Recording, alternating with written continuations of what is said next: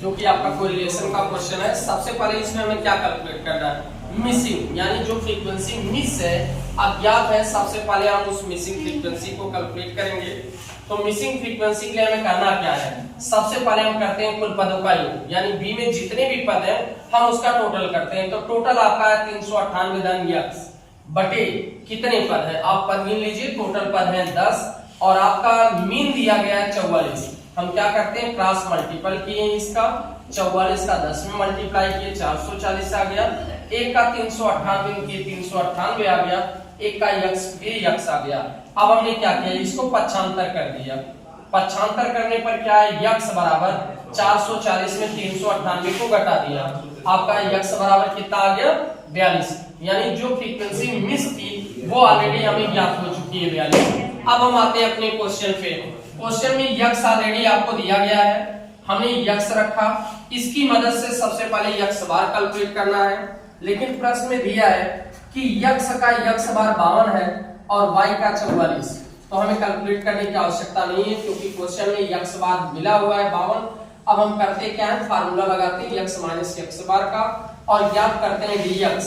तो 44 में 52 घटा दिए 8 आ गया, 46 में घटा दिए 6, फिर 46 में घटाया 6, 48 में 4, कंटिन्यूटी हमने एक दूसरे किसी क्रम में घटा लिया। अब हमें क्या करना है, डी स्क्वायर यक्स कैलकुलेट करना है। तो डी स्क्वायर यक्स कैसे आएगा, डी एक्स का हम वर्ग कर देते हैं। 8 का वर्ग किया 8 64, 6 का वर्ग किया 36, 6 का 36, 4 का 16, 2 का 4, 2 का 4, 4 का 16, 8 का 64, 8 का 64। हमने क्या किया, टोटल डी स्क्वायर यक्स को कैलकुलेट किया, टोटल आ गया 294। हम तुरंत आ गए आपके एसडी पे, एसडी एक्स कैलकुलेट किए। एसडी एक्स निकालने का फार्मूला है sigma D square X upon N. तो देखते हैं सिग्मा डी स्क्वायर एक्स हमारा कितना है, 294। 294 में 10 का भाग दिया तो हमारा आ गया 29.4। अब हमने क्या किया, इसे अंडर रूट से बाहर कर दिया। अंडर रूट से बाहर करने पर आ गया 5.42।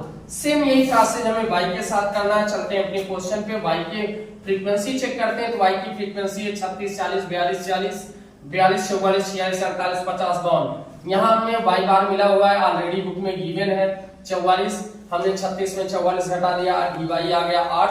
40 में 44 घटाया -4, 42 में घटाया -2। कंटिन्यूटी हमने इसी तरह क्या किया, y में से y बार को घटा दिया। अब हमें क्या करना है, डी स्क्वायर y निकालना है। तभी पीछे भी हमने यक्स में बताया था आपको क्या करना है, dy का वर्ग कर लेना है। हमने dy का वर्ग किया, 8 है 64, 4 चौक 16, 2 का 4, 4 का 16, 2 का 4, यानी मैंने टोटल dy का वर्ग कर दिया। वर्ग करके मेरा आ गया डी स्क्वायर y। हमने डी स्क्वायर y को जोड़ लिया, टोटल आ गया 224।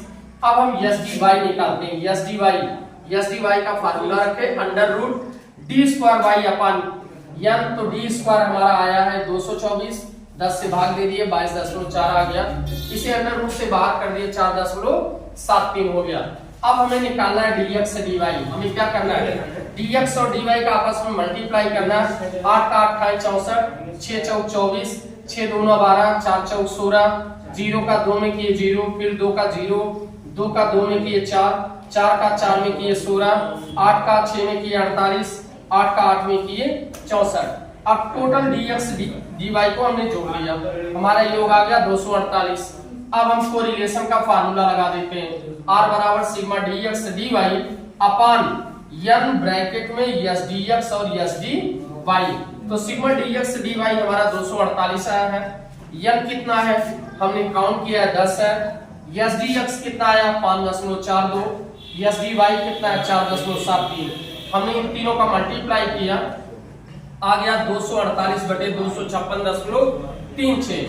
अब 248 में 256.36 का भाग दे दिया गया, हमारा कोरिलेशन आ गया 10.967। क्वेश्चन आपका यहीं पे समाप्त होता है। अगर क्वेश्चन में कोई दिक्कत है, कोई प्रॉब्लम है तो आप हमसे दोबारा पूछ सकते हैं।